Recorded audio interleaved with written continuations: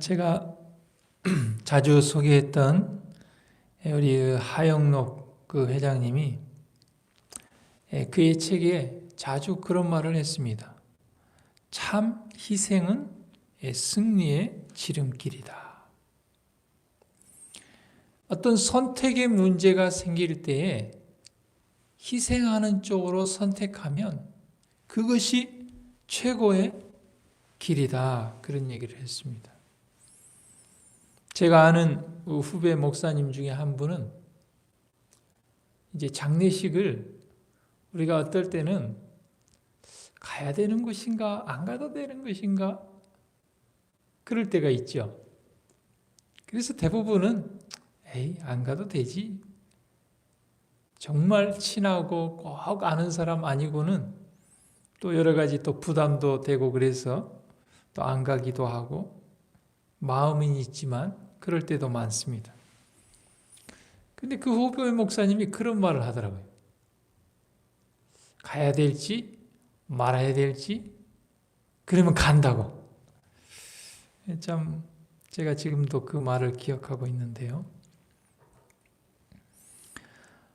이 하영록 회장님이 자녀들이 고등학교 다닐 때에 이렇게 물었다고 합니다.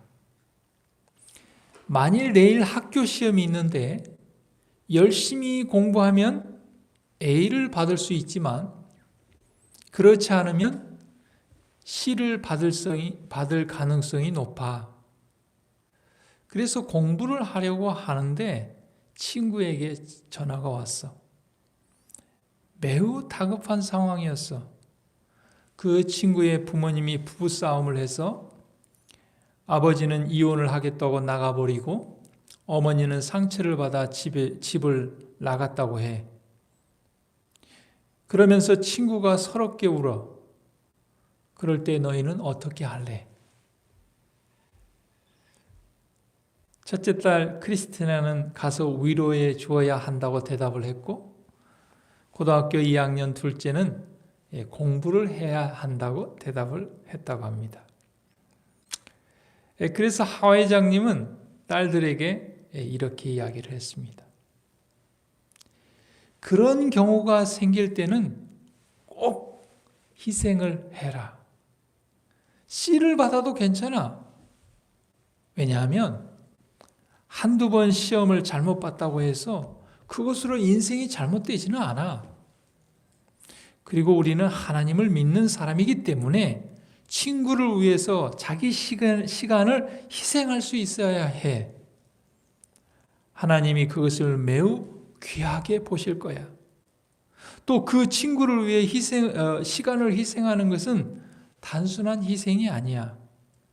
그 친구가 나중에 어려움을 극복하고 너보다 더 성공한다면 훗날에 너에게 큰 도움이 될 수도 있어. 그렇게 사람은 서로 돕고 사는 거야. 정말 필요한 사람은 공부를 잘하고 실력이 있는 사람이 아니라 자기가 좋아하고 믿는 사람이야. 그렇게 얘기를 했습니다.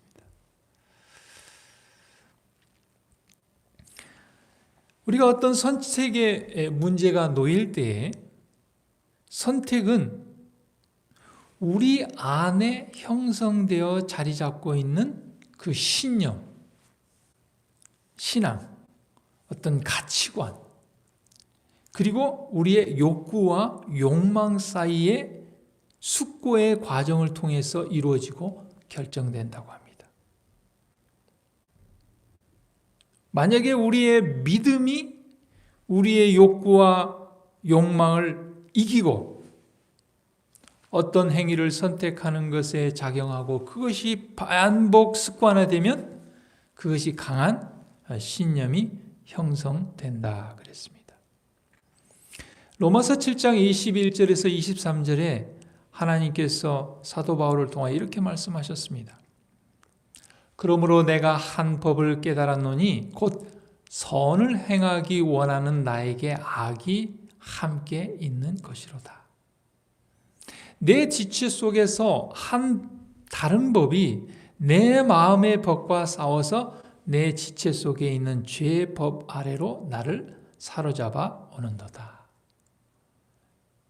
우리는 정말 우리 안에 하나님의 말씀대로 살고자 하는 마음과 또 우리 안에 있는 정말 우리의 욕구를 따라 살고 싶어하는 그 두 갈등이 자주 있습니다. 여호수아 24장 15절 말씀에 만일 여호와를 섬기는 것이 너희에게 좋지 않게 보이거든 너희 열조가 강 저편에서 섬기던 신이든지 혹 너희에 거하는 땅 아모리 사람의 신이든지 너희 섬길 자를 오늘날 택하라. 오직 나와 내 집은 여호와를 섬기겠노라.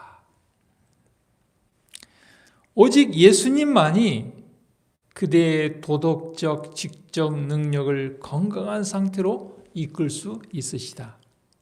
그대의 마음은 하나님의 사랑으로 뜨거워질 것이며 그대의 이해력은 명석하고 원숙하게 될 것이며 그대의 양심은 밝아지고 우리의 양심을 밝아지게 할 수 있는 분은 오직 그리스도밖에 없습니다.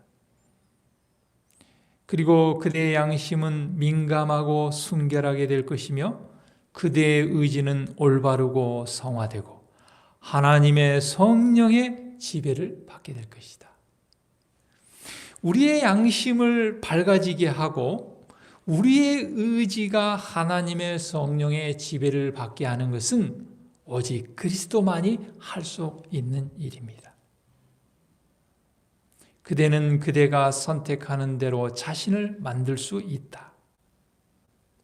만일 그대가 지금 행악을 그치고 선행하기를 배우려고만 한다면 진정 행복해질 것이며 생애의 싸움에서 성공을 거두고 금생보다 더 좋은 생명 가운데서 영광과 존귀에 오를 것이다. 예수님께서 우리의 양심을 밝아지게 하고 민감하게 하고 순결하게만 한다면 우리는 행복할 수 있습니다. 예수님께서 마태복음 6장 22절에 이렇게 말씀하셨습니다. 눈은 몸의 등불이니 그러므로 내 눈이 성하면 온몸이 밝을 것이다. 예수님께서 여기에서 말씀하신 그 눈이 바로 영적인 눈, 양심을 얘기합니다.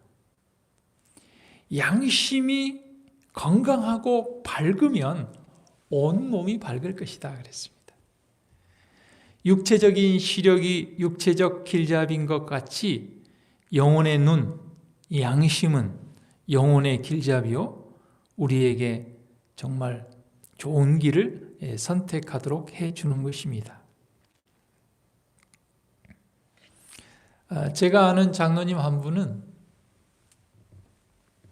배움이 많지 않습니다. 그리고 험한 노동일을 하십니다. 뭐 그렇게 나서지도 않으셔요. 그리고 또 말을 많이 하지도 않으셔요. 조용히 묵묵히 봉사하시는 분인데 한 구도자가 있었는데 그 구도자는 참 꽤 오랜 시간이 지났는데 신앙을 받아들이지 않아요. 여러 목사님을 지났고 굉장히 어렵게 살기 때문에 교회에서 많이 돕고 구제를 하고 그랬는데도 가끔 교회를 나오기도 하고 결정적인 순간에 선택을 하지 않아요. 집회를 참석해서 좋다고 하는데 예수님을 개인의 구주로 잘 영접하지 않아요. 그런데 그 사람이 그 장로님을 통해 이 감동을 받은 이야기를 한번 하는데 한 번은 그 구도자가 교회를 왔는데 제가 말씀드렸던 그 장로님이 이제 교회 입구에 이제 이렇게 신발장이 있는데 그 신발장에 이제 이렇게 쭉 칸들이 있지 않습니까? 근데 그 신발을 대부분 어디에다 놓습니까? 맨 위 높은 데도 있고 중간도 있고 저 아래도 있고 보통은 이제 우리의 눈높이에 편한 곳에 우리가 이제 신발을 이렇게 놓죠. 거기에 다른 사람의 신발이 있으면 어떻습니까? 좀 그 다음 위나 아래 이렇게 놓지 않습니까? 그런데 그 구도자가 하는 말이, 그 장로님은 다른 신발이 없는데도 신발을 맨 아래쪽에 이렇게 놓는다는 거예요. 몸을 굽히고 허리를 굽혀서. 그래서 왜 장로님은 신발을 좀 편한 곳에 안 놓고 그렇게 제 아래에 이렇게 놓습니까? 그렇게 물으니까 장로님께서 하시는 말씀이, 이렇게 편한 데는 다른 사람이 놔야 되니까 나는 좀 다른 사람이 안 놓는 그 불편한 곳에 신발을 넣는다. 그 구도자가 그 행동 하나, 그 말 한마디에 감동을 받았다는 거예요. 여러분, 우리가 정말 하나님을 믿고 신앙을 한다는 것, 예수 그리스도께서 하나님의 성령의 인도하심을 통하여 우리를 인도한다는 것은 하나님께서 우리의 마음을 움직이시는 양심대로 사는 것을 얘기합니다. 요즘은 참 양심이 없다는 말을 참 많이 듣죠.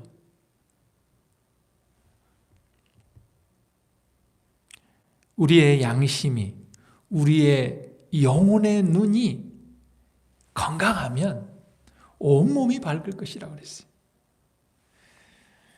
오늘 하루도 우리의 선택의 갈림길에 놓일 때 희생하는 쪽으로 선택하고, 예수님께서 성령을 통하여 우리의 마음에, 우리의 양심에 인도하는 대로 선택함으로 말미암아 서로를 행복하게 하는 오늘 하루의 삶이 되기를 간절히 소망합니다.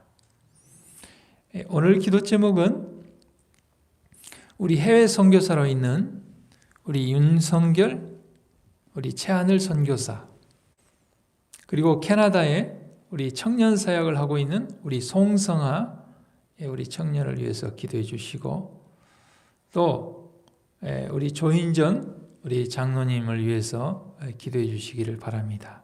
기도하겠습니다. 하늘에 계신 하나님,